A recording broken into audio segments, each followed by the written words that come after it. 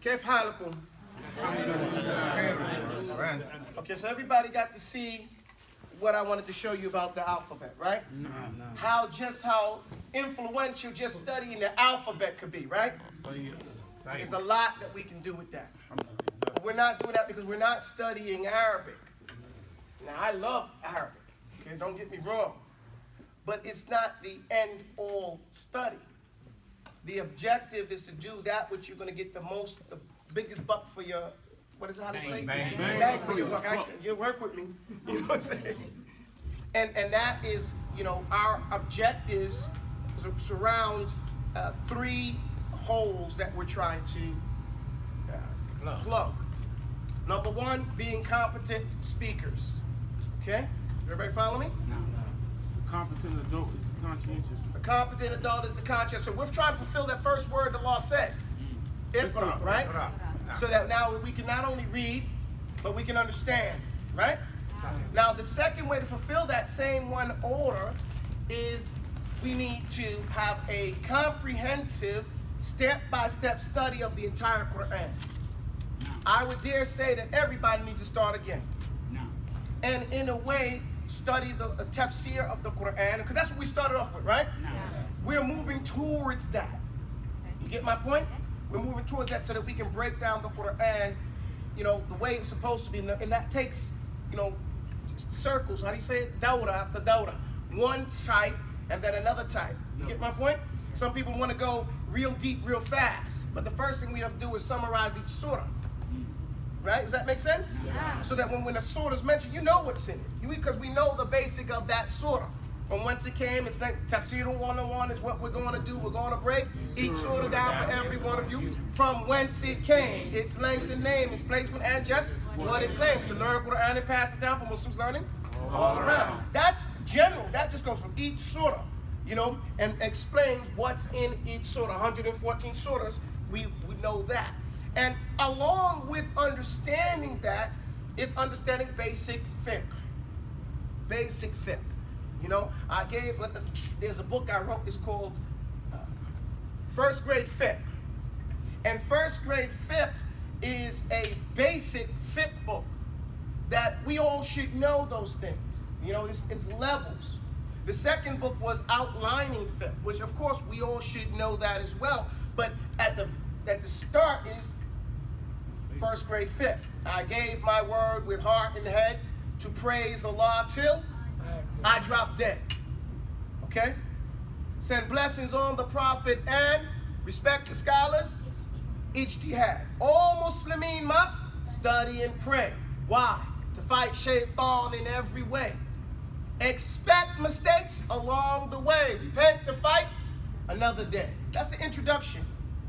And then just the introduction is I gave my word with heart and head. What's your word? That's shahada. But it's also implicative that you made a promise, right? And with heart and head, what does that mean?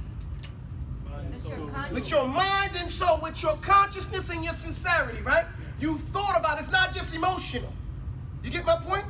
This isn't, I'm so emotional, I'm just going to jump into this thing. No, it made sense. With heart and head to do what? Praise Allah till I drop dead. Why praise Allah? Because Allah began the Quran with what? Alhamdulillah. It's the greatest expression of worship, right? Does that make sense? Yeah. So it implies all types and forms of worshiping Allah. To praise Allah, when? To when? Till we drop dead. So there's no backseas, right? There's no halfway. We're in it to win it, from here until the end, right? To praise Allah till I drop dead, okay? Send blessings on who? The Prophet. Because we have been also told, Inna Allah wa malaikatu yusalluna ala nabi. Oh, you who believe, sallu alayhi wa sallimu tasliman, right? And so we also make dua for him. When we hear the adhan, right? We ask for the maqam al-mahmud alladhi wa'adahu Allah, right? We ask for the highest place in Jannah for him. The best and choicest place. So from our deen to say sallallahu alayhi wa sallam, right? So send blessings on the Prophet and respect the scholars ijtihad. And we see what happens when you don't. We're standing on their shoulders. Of course, no one's perfect, so of course there's going to be some things we disagree with, don't understand yet or ever. or we find to be incorrect. Do we throw the baby out with the bathwater? No. Do you know what that term means, throwing the baby out with the bathwater? Again, you know, I love language. It comes from the fact that the Europeans never used to wash a lot. No, seriously. And so, he said, yeah, we know that. But what they used to do, every once in a while when they decided to take a bath, they would get a bucket of the big tub that they would wash in, and they would fill it with water, and the father would wash first. Okay? They wouldn't change the water. Then the hierarchy goes down till the children, and then the baby comes last. And the water was so thick and muddy and ugly that sometimes they lose the baby. So they throw the water out with the baby. Because they would toss the water out, the dirty water out, and sometimes the baby get tossed out the window. So they said, make sure you don't throw the baby out with the bath water, because it's so thick and dirty. Now, we're not going to find those type of mistakes in Islam. Those type of so dirty that you can't see the bottom of it in that regard. You know, but I just wanted to share that with you because, you know, I love language, you know, and understand, and it helps us understand culture. These statements and everything. We need to know what we're talking about when we say it. Right? All right, now, so, alhamdulillahi rabbil alameen. So we have to respect the scholars, ijtihad. You have to respect what you're standing on their shoulders. Yeah, maybe you made a mistake, but look who it was. And all the other things. As Shaikh al-Albani used to teach us, he said, a man is what he is mostly. So if he's mostly correct, then that's what we say. You get my point? Not that a mistake does not make him totally flawed. Just like the flawed person is correct, sometimes we don't say he's nothing but a fool, right? No. So alhamdulillah rabbil alameen, we have to understand that. Respect the scholars, ijtihad. Okay. Respect the scholars, ijtihad. All Muslimin must study and pray. That describes what our life is about. Ora et labora. You know, study, work, and pray. What did the prophets do? They prayed and worked. What did Ibrahim and his son do, Ismail? They built the Kaaba and made dua. What did Nuh do? He built the ark and made dua. Right? Yeah. So this is the sunnah of the prophets, to work and pray. Okay? Along with it. So that's what our sunnah is as well. So all Muslimin must study and pray. Prepare and pray. Why? To fight shaitan in every way, in every day. Expect mistakes along the way. See, this is a very important part when needling into the fundamentals of children. Do not expect to be perfect, right? Expect mistakes. So what do you do when you make a mistake? Repent to fight another day. If you don't repent, you can't get over it. The person is guilty and he's still a criminal because he has not acknowledged his sin. Does that make sense? Yes. Once he's ya'tarif bi dhanbihi, if he recognizes and acknowledges his sin and repents and gets back in position, he's no longer a guilty person. Does that make sense? Islaha, he repents and corrects himself. That's islaha. So we have to repent to fight another day. So this is the introduction of that small children's book. It's a poem. It's intended to be a poem because it's easy for people to remember, right? It's a nursery rhyme. I wrote it because I can't stand Dr. Seuss, okay?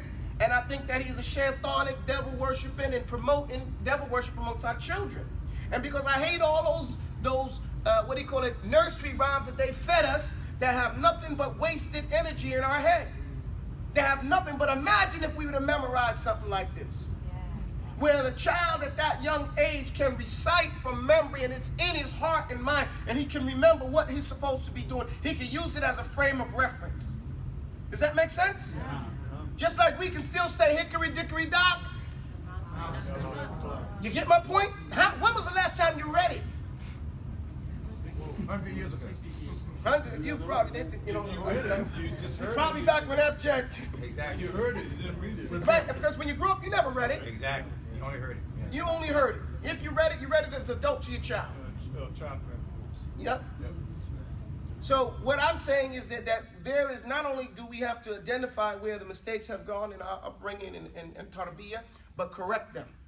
Okay? Correct them in means and ways that benefit us now and going forward.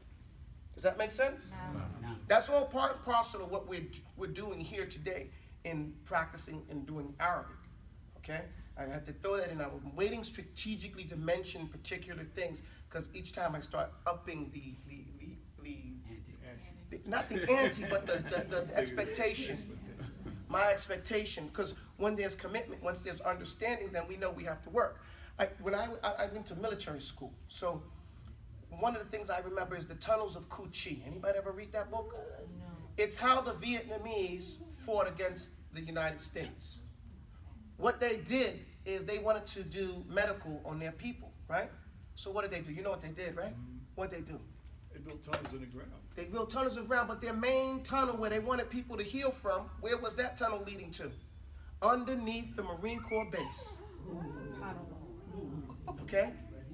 They put their biggest tunnel underneath the Marine Corps base. So when that person got sick and they needed to heal, shoot them right under there.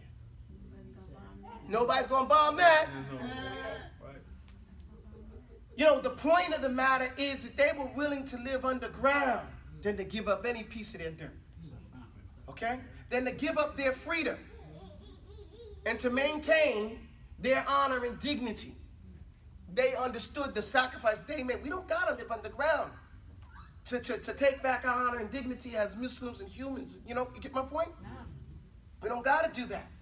But we might have to lose a little sleep. We got coffee. Get you in. Right?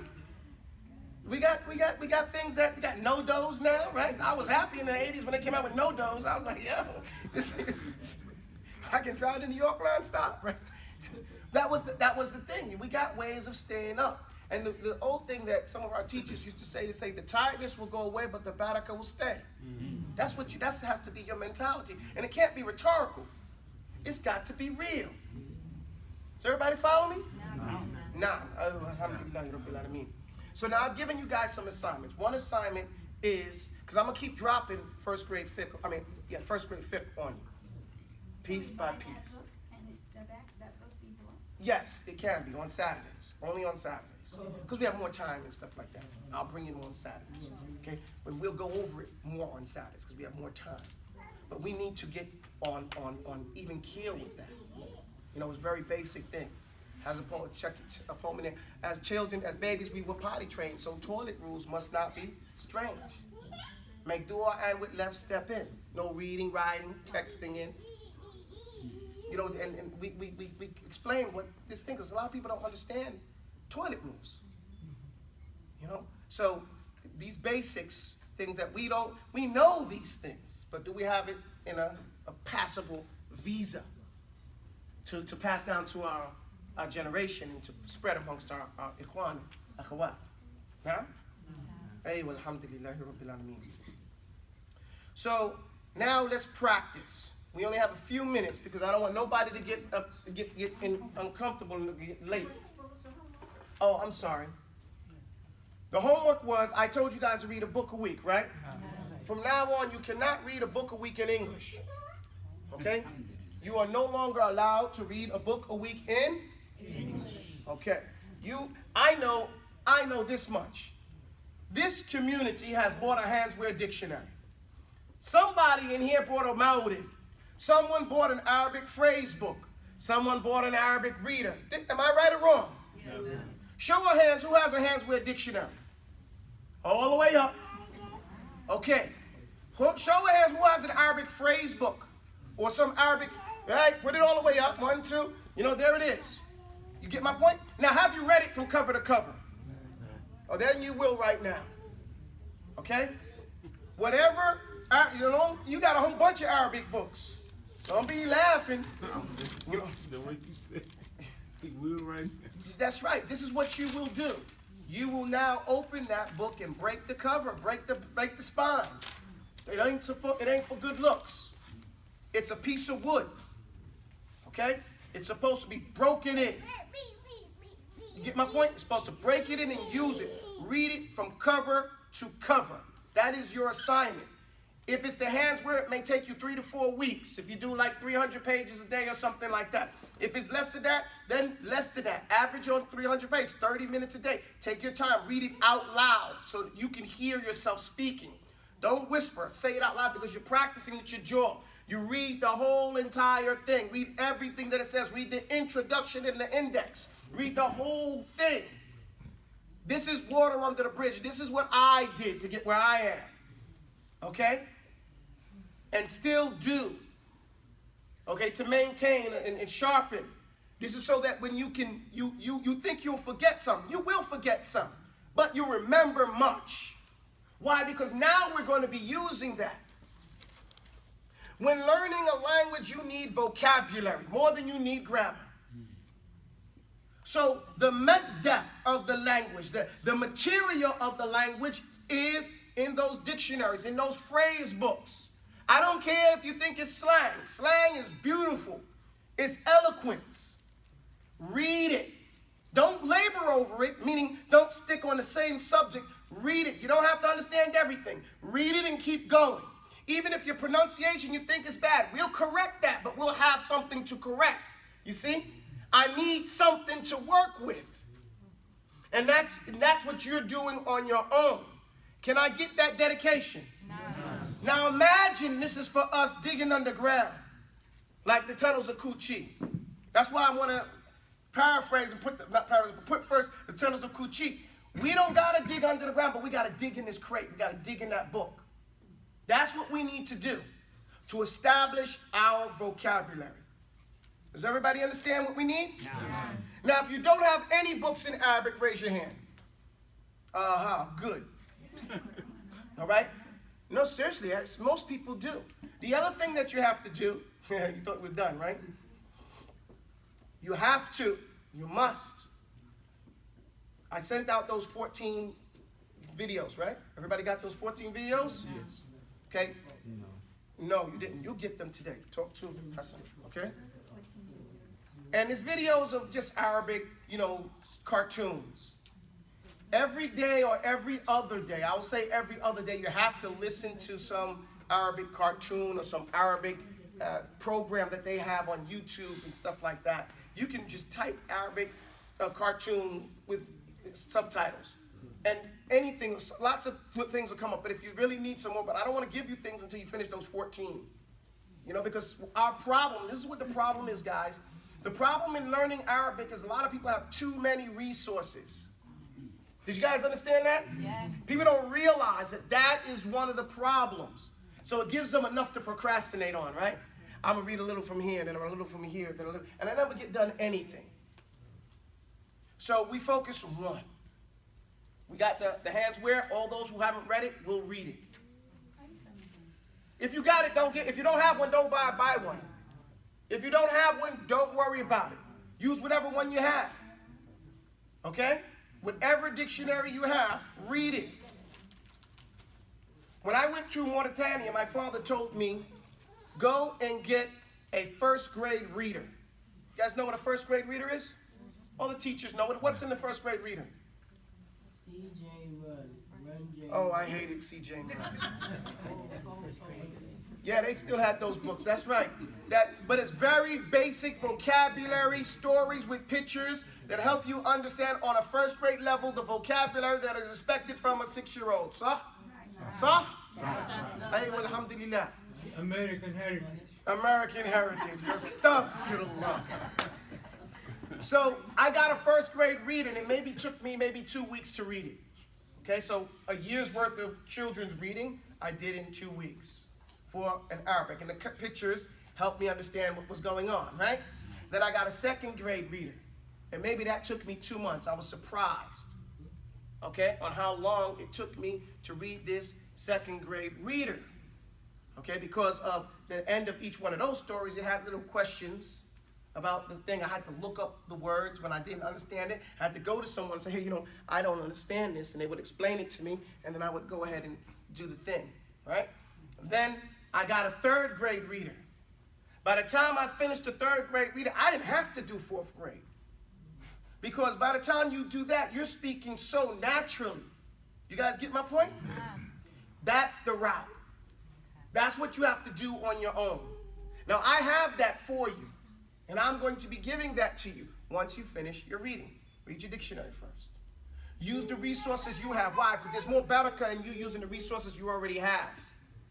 So now you don't pick up a sin for having junk. You know what I'm saying? For buying something and not using it. And if you're not going to use it, if you don't want to know how to bring it here, I'll show you what we can do with it if we can or not. You know? Does that make sense? Because we don't want to keep things for shaitan. Does that make sense, everybody? Hey, well, alhamdulillah, rabbil alameen. This is how we can sensibly, because a lot of times we think we can buy our way in. If I buy enough stuff, I'll eventually get it. No. The thing that we have to pay here is with our energy and time. Okay? Effort in struggling at the basics. Does that make sense? Yes. Okay. Well, it's going to stop right here for time purposes. Did you guys benefit from today's class? Alhamdulillah. Alhamdulillah. I hate to come and not give benefit. You guys walk away unsatisfied, you know, and not inspired to continue to do more. Please, make time to read that dictionary. I need you to finish those dictionaries. Me even myself, I'm reading too. I have this book I went and got from the library. Did I show this one to you guys already? Yeah. Yeah. So I'm doing my reading too, you know, and I'm gonna be fit. I'm gonna finish mine before you, Hassan. What's that? This is an Iraqi dictionary. I never got to study Iraqi Arabic because I was smart. Huh? No, you didn't want to miss the Iraq at that time. No. I didn't want to mess with Iraq back in those days. It wasn't a good move. And you didn't want to go to Pakistan. No. You have to stay away from those places that don't cause more harm than. There's another reason why I never went to Yemen. Because everybody that went there eventually got arrested. I was like, guys, don't you see what's happening? Yeah. You know what I'm saying? What's wrong? You know, does this make sense? Yeah, but they got guns. That's kind of the reason why. That's why you don't When go. you on re-entry, they take you to that side room. You know, not that you did anything wrong, but you open yourself up for, you know, drama. Anyway, I'm not saying that people that went to Yemen are criminals. I'm not implying that at all. They had Sheikh Muqta had a great program. You know, a really great program. The way I benefited from it is from his students when they came back to Egypt. Okay? When Abdul Mawjood, Salahuddin Abdul Mawjood, you know, when he came back, not Valley Harbi, but what's his name? Usama Qusi, when he came, you know, Sheikh Mustafa Adawi, when they came back, then we benefited from what they learned in Yemen. Those three scholars, when they came to Egypt, they were really, really strong. May Allah preserve their lives. Yes? Could you tell us quickly any takeaways from the workshop this weekend? You guys, okay, yes. Okay, the workshop I went to this weekend was amazing. Okay. One of the things they mentioned, well, it was like two sides. They had, you know, there was Africans and Africans in the United States, and they were saying, okay, what's our problems? Why are we like two hands that never clasp together? And they call it R400 because it's the 400-year mark up since, you know, the enslavement of Africans, you know, this part of the world, okay? And not just this part of the world. So some of the things that they walked away with was like, okay, we have to unite and be one person as opposed to saying African American. You get my point? And so, and Africans on their side treating us like we've lost our Africanness because we were enslaved. That was the other thing. So one thing was to stop calling ourselves African Americans. Okay, now we might refer to that when necessary if there's some need to mention that, but to see yourself as what? African. Okay? But then one guy was like, well, you know, it's kind of a joke because you guys don't even know what African you are. And I was like, man, these guys must have been reading my mind. You know, because he said, look, like I said, Howard University was there. A lot of the HBOCs, if not all of them, sent somebody there, the traditional black schools. And it was like, hey, take your DNA, you know, test. So now you can, instead of saying, I'm black, you know what I'm saying? You could say whatever you are. You get my point? And say, well, let's say I'm Fulani, I'm Congolese or Angola from North Carolina. Well, that's what you are. You get my point? The other thing was for us, a promotion for us to learn a language. And they listed the languages of promotion. Of course, Arabic was at the top, but they were like, listen, the Arabs are not here, okay? In that thing, even though Arabic is the most spoken language in, what do you call it, Africa, total. And they mentioned also of how Africa is the most powerful buying or economy in the world if taken as its whole thing. Yes. You know, so they're no longer going to shop as individuals anymore. They're going to try to shop as a one whole body, which makes them the most influential buying power and economy worldwide. And they getting a lot of kickback for that. The Dr. What's her name? Chihambori was there. Are you familiar with her? She's the UN, the African Union ambassador. She was there. She spoke. She had a massive history lesson. Muhammad Kamara was there from Howard. He gave serious lesson. Another thing, like I said, the languages, it was like Arabic. What's the other one? Swahili was the most one because most of those people are going and doing missionary work. And Swahili is the second most used language there. They said if you're dealing with the Muslims in West Africa, you just need to learn Hausa, all right? And if you're going to be doing work with the Christians, you know, you need to learn Yoruba, okay? So they were saying like those were places of identification for us to, you know, Africanize with that. And that, they said, because their biggest thing is what? Communication. Not being, and I find that too as a Muslim, because I speak Arabic, I've never had a problem with any of the dealing with anybody, because there's no generation gap, so to speak. You get my point? Yeah. And that may be also because I've lived over there too, because there's an understanding, and anything that's misunderstood, you just talk about it. But if you can't talk about it, then that becomes even a bigger frustration. And there's a us and them type mentality, why they do that, and we're not speaking about it there, where you can argue that out in you know, another language. But most people do not, if they're speaking another language, do not want to do that in English, because it's like talking with your clothes off. You know what I'm saying? Everybody's all in your business. You get my point? You have no privacy. Does that make sense? Okay, so then we have to get that out of our head too. That was the other thing. The other thing was economics. They want the Africans in America. Now, the real deal is this. The United States is behind this movement. The United States government is behind Africans in America dropping the American off of their name because they need us to be Africans again. Why? To counter the Chinese. Period, point blank, that's what it is. And so they're pushing for the UN, the African Union, to demand that Africans in America have the right of first refusal. Anybody know what the right of first refusal is? Yes, To return home. It's an Islamic concept, but it's what the French and the British put on the Africans when they gave them independence. That's right. Before you do anything in your country, we want the right to refuse to do that job, okay? If we don't want to do that job and you paying us top dollar to do that job, then you can do whoever and get whoever you want to do it. They did that to them. But the right of refusal, first refusal, is an Islamic concept. Like my neighbor moves out, he can't sell that house to anybody before he gives me the right to buy it. That's the right of first refusal. Does that make sense? Yes. In Islam, it's the same thing with your brother. If he dies, his wife can't get remarried before we find out if we want to marry her first. And Allah mentions it in the Quran that you can't just take her against her own will, because they used to inherit her. Okay. No, if she was married to our brother, she's out. She's staying in the family. That's what they're. But you can still do that as she has no problem with it. Does that make sense? Because that comes in the Quran and people think, oh, no. If she doesn't have a problem with it, you can still do that. You still have the right. She has to refuse you guys first. Does everybody understand that? Okay. So that's what they want us to take. And they're pushing the UN to give us that type of thing. And the Vatican is behind it. And the press, I'm telling you, this is a big move. The Vatican is behind it, and the World Presbyterian Organization, which is the third largest organization in the world. Okay? And they're behind it too. So they're all using their power or influence to influence the corporation, to influence the UN, to give us the first right of refusal. Okay? Why? Because they're going to take some of us and put us on their boards and say, now we're an African American company. You get it? We make you a millionaire, just shut up. Hey, I think I'm joking. No, I don't. I was paying attention. They're going to believe you just again. Okay, right. So then what's in it for us? There's a lot in it for us. You can still, you're better off in than out. Because you can do more in there than out there. Because they're going to do it anyway. It depends on who they do it with. You know, just don't go in there with because I was thinking, oh man, this is great. The first day I was in, I was like, oh yeah. Until the white guy showed up. And then I was like, whoa.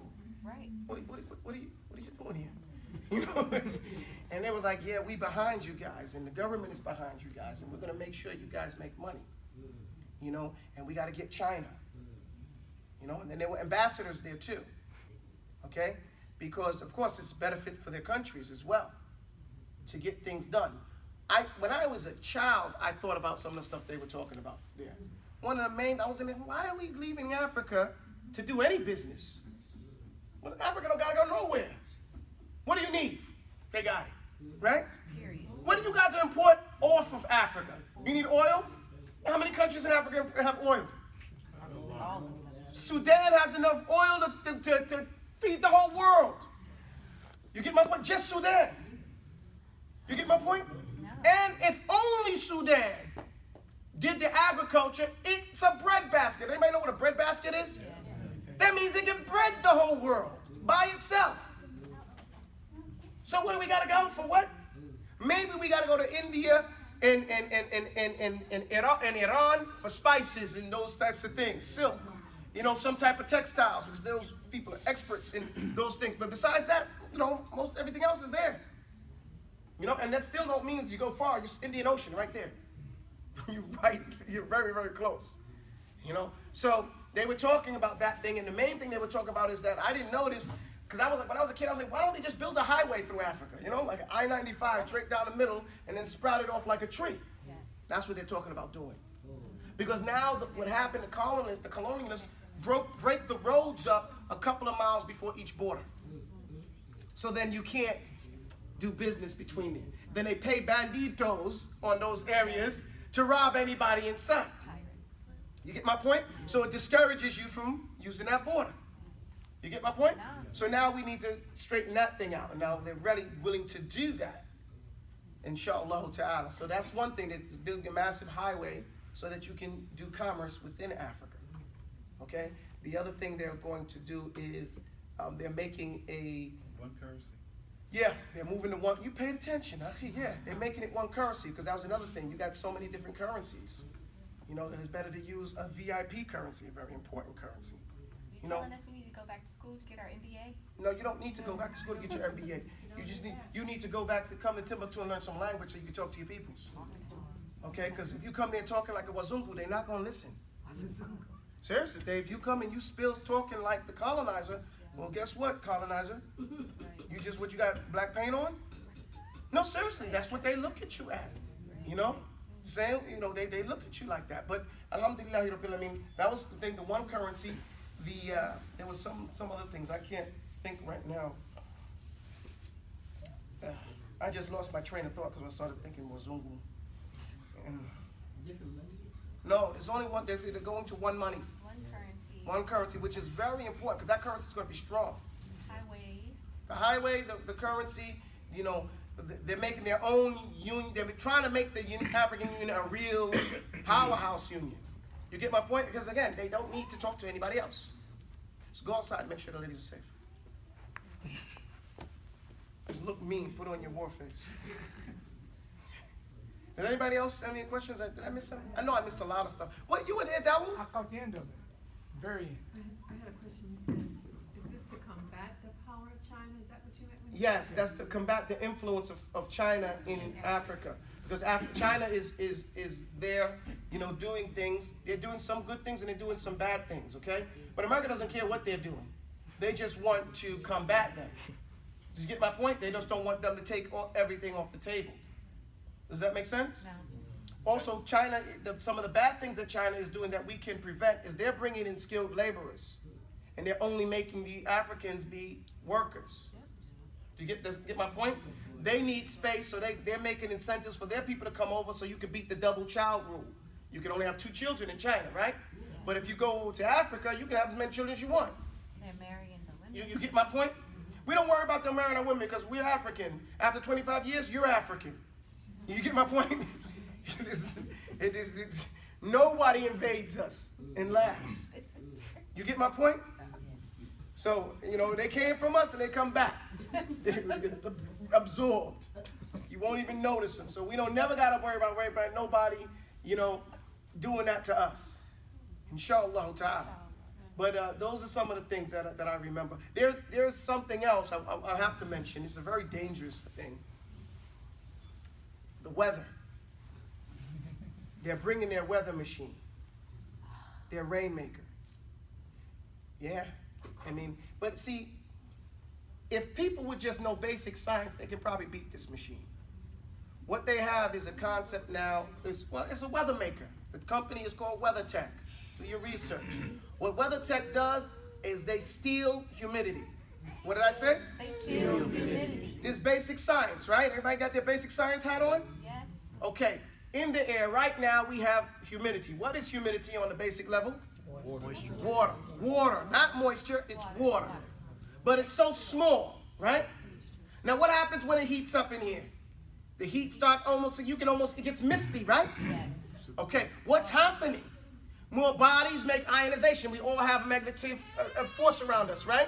So the more people it's using, the more heat and all that stuff in the magnetic pull ionizes that stuff and it'll start sweating, right? So what they do is they put magnetic poles up in different area, right? And then they electrocute those things, make it electric magnets, right? And that does what? That ionizes the air. What does that mean? They throw some salt in there somehow, right? And what does that do? The humidity is in the air now. What happens? It pulls. What does it pull? More moisture from where over here over there, and it comes over here and it hits this unseen moisture over here and it gets bigger. And then bigger, bigger, and then it becomes so big it becomes a drop and it drops. That's what we call it, a drop, right? A drop of rain. Now this area right here gets an increase of water. What happens to your area? It becomes a decrease in water. Do you get my point? No, not desertification, because Allah has a plan, and His plan is Islam, right? Now, what are they saying? This, see, you know those hukna, what do they call a hukna in English? Hukna, what is it when you go vaccination? Oh, vaccination. The vaccination, what's the concept behind the vaccination? Prevent disease. But they give you the disease, right? And let's say out of 100 people get it, 100 people get the shot, let's say 10% of them will actually get sick, right? There's a certain percentage that will get sick. They take that 10% and see there's an epidemic. We need you to get vaccinated. And they get more people, right? Okay, so now what have they been promoting? Saying that there is global what? Warming. Or global change, climate change. Guess who's causing that global climate change? That machine. Why? Because there's a thing called homeostasis. Everybody familiar with that? What's homeostasis? You nodded. Say something. It's the balance, equilibrium. Okay, equilibrium balance. So that if I burn something here, why does smoke come? The reason why the smoke comes, so now the sun doesn't hit that spot and overheat that area, because that made its own heat. You get my point? You guys follow me? Because there has to be a balance. When this comes up over here, then it rains over here, and Allah's plan is say, okay, I'm going to cool off this area, heat up that area, then over there I'm going to cool over this area and heat up that area, and it's got its plan on where it's going to go, right? They disrupt that. They disrupt that and make it rain over here when it was supposed to rain over there. Now what happens? Adjusts. The whole system adjusts. And then that makes climate change, not global warming, like they say. And that climate change is irregular, right? And may cause some things to happen. And so they claim that's global warming. That's because of global warming, but really it's because of climate change. But who changed the climate? Man. They did. You get the sheep with their machines and everything. So now we know what's going on. Now when I was sitting there, an idea came up to me. Anybody know Allah talked to us about everything? Didn't Allah tell us this was going to happen? No. Yes, in the hadith they talk about the last day that the Dajjal is going to have the ability to give rain. And he's going to have the ability to deny rain from anybody, right? Right. Isn't that what they're doing? Yeah. That's exactly what they're doing. Because when we were watching his demonstration, he said, on the slides, he said there's been a 35% increase here. And then right under it, he didn't mention what that said. But I read. It said 8% decrease in surrounding regions. Then the next one, we did a 25 over here. 15% decrease in surrounding regions. Every place that they did an increase in the surrounding regions, there was a decrease. Does that make sense? So I went and talked to him afterwards. He got away from me fast. Because I said, hey, I noticed that there is a decrease. Whatever. Now I knew it, but I just wanted to see what he was going to do. His face gave him all away. He got upset. Oh, he said, that's global warming. I got to talk to somebody else, and ran away. Like a jet. Not because they don't expect you to pay attention to that. I told you what to pay attention to. Not the man, have truth. And that other stuff, that's global warming. That's why we got to do it. That's the line. That's the state line statement. Okay? So, Jesse Ventura told about that about 15 years ago when he was governor up there in Minnesota. right, because they They started heard with him that shut- heart stuff back then. Yeah, he was trying to, and they heard him shut him out. Yep. So that's what's going on. That's the real deal. Yes, ma'am. Did they talk about reparations? Because. Okay, we did talk about reparations for a little bit, but alhamdulillah, the conversation was the same conversation I've been having with y'all. Whose permission you need to get reparations from?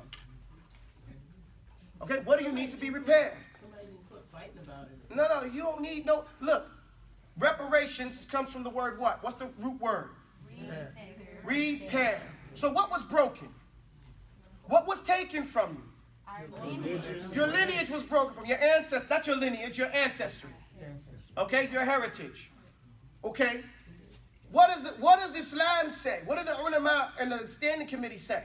They said that it is mustahab for a person who was found due to war, right, or through global what they call it? Displacement? No, wars or body snatch. What do you call it? Kidnapping, slavery, right? That is lawful for you to take the DNA test. Why? Because the UN was saying that they have a program for identifying lost peoples due to wars or human trafficking. That's the term. Aren't we not victims of human trafficking? Are we not victims of human trafficking? Absolutely. Are we not victims of wars due to human trafficking? No. So then take a DNA test and then repair that. Now you know your ancestry. Do you need permission to do that? You're free. Do it. But freedom ain't free, so it might cost you $300, $400, maybe even $500. It's $100, but that's not going to tell you your ethnic identity. It's going to tell you those areas that you come from. If you go through the Howard University one, African ancestry, it'll tell you your exact ethnic identity. You get my point? But the other one, 23andMe, will tell you everything, any one of your 23 chromosomes, what you're made up of. Okay, those areas. But they won't tell you, let's say, he's Angolan and Congolese. I'm correct, right? Cameroon, I'm sorry. You know, now I know that there's Bamaleki and Fulani there because my grandmother's from that area, okay? So, what do you call it? But which one? Is he Fulani or is he Bamaleki? You get my point? So now, if he does the one through Howard University, then it'll tell him that. The 23andMe will tell him this other thing, and Howard University will say, you're from that, and they'll tell you the same areas, but this is the exact nation you're from, ethnic group that your DNA shows you to be. Does that make sense? So that's one repair. Do you need to get a license to do that? No. What else was taken from you? Money. Your language, right? What did somebody say? Money. Money was taken. You might not get the dough back. You get your wallet back, but you don't get your ID and all your stuff is in there, but they took the money, right? You be still happy that you got the ID though. Yeah, but Sheikh, they're paying other people. So this is the thing you have to keep in mind. Yeah, they may be. Otherwise, we get discriminated against. I agree with everything that you're saying, without a doubt, 100%. But Akhi, the Prophet ﷺ said, a person should be paid before the sweat is off of their brow. Okay, the reason, yes, it's correct what you said, but if you're not willing to fight for it, you know, this is the thing about it. You got it. If you're not, this is why, you know, when we talk about this is correct, but you're not going to get anywhere unless you're really willing to fight for it. Not necessarily win, but fight for it. And we're not willing to fight for it. We should fight for it. We should, but you're not going to get 100 guys together to do that, because as soon as you start talking about it, they'll kill 80 of them.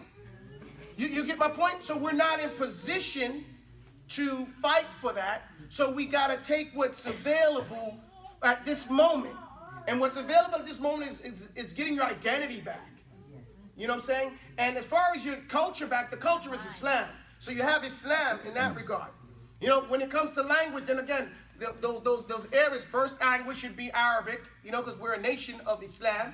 And then next, there's a few languages. Like I said, there's Swahili, there's Hausa, mainly for the Muslims in Africa in that regard. So there's things, and you can get land back.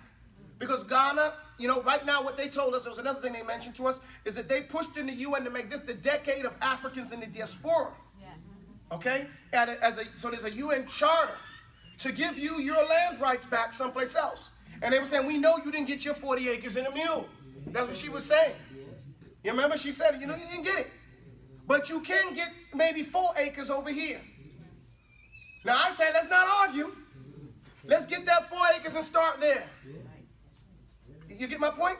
And it's like they said, you're not going to go anywhere till old people are planting trees they know they're not going to get the fruit from. But why are they planting them for? For their children, for their prosperity. So we can get in here, at least I can leave them die, because now, I'm looking to where I'm going to die. I don't want to die here. I go pick up bodies from here. They chop us up. And the immigrant population of Muslims here is not going to fight for you to not get an autopsy. They don't understand it the way we do. So every time they want to do an autopsy, they do an autopsy. And most people do not know that they did an autopsy on one of their relatives, because when you We wash the body, we clean it up. But you really don't see the body per se when they cut them open. Because see, they will take your organs. Listen, I go in there with my needle and thread. Well, because I have to, in Greensboro, Yeah. if they cut them up too bad, I got to sew them. So there's no question of what we got to do. And some people, we can't even sew, they cut them up so bad. And because if they keep them that long, the body gets so cold and wet that as it starts to decompensate, when I start to sew, the needle won't hold the skin no more. It's lost its dexterity. You get my point? No. And so we're trying to do that just so we don't look bad. You understand? So we got to wrap him with a plastic bag around his body, okay? So that it doesn't leak out, when then wrap him up with that. You understand? It's disgusting what they do to the people. It's disgusting. And then you can't get anybody to argue for you because they don't understand it that way. So don't die here. Yeah. Go somewhere else. I'm thinking about, where am I going to die and where am I going to leave my children? At least I want to leave my children in a place where they can be somebody. Okay? They can now integrate into the society and not be a token. That's my interest. Okay? Now, where that may be, Allah knows best. But the world is spacious. There's some brothers say, where are you going to go? A'udhu billah. Allah says in the Quran about that question. Didn't Allah make the earth big enough for you that you couldn't go no place else? Then Allah says, those who say, it wasn't big enough, then Allah says that the angels are taking their souls while they're oppressing themselves. Who was their dhalim? They were their dhalim. They were oppressing themselves. The earth of Allah is spacious enough. You can find a peaceful place in the world to practice Islam. Even with the Dajjal, we're told in the last day that the smart man went off and found himself on the mountaintop someplace with his goats and everything, and he's living peacefully, away from the Dajjal. So, what's important to you will be seen. وَلَيْسَ لِلْإِنسَانِ إِلَّا مَا سَعَى. Man can't have nothing but what he races for. But what you're racing for soon will be seen. So that talk, what you really want is going to be shown out in your activities. Ali ibn Abi Talib said, the truth about a man is where he puts his money. In Haqiqatul Rajul, where he places his money, that's what he believes in. Everything else is just talk. Does that make sense, guys? No. Now, I agree with you, cousin, but we ain't going to find enough people to do that. And you can't fight a battle without a land base, Islamically. Or weapons. Well, you can fight without weapons if you had a land base. But there's no weapons, there's no land base, and so we have to do that. That's what was talked about in the thing. I'm sorry it took so long. You twisted me up. You got me. سبحانك اللهم وبحمدك أشهد أن لا إله إلا أنت أستغفرك وأتوب إليك.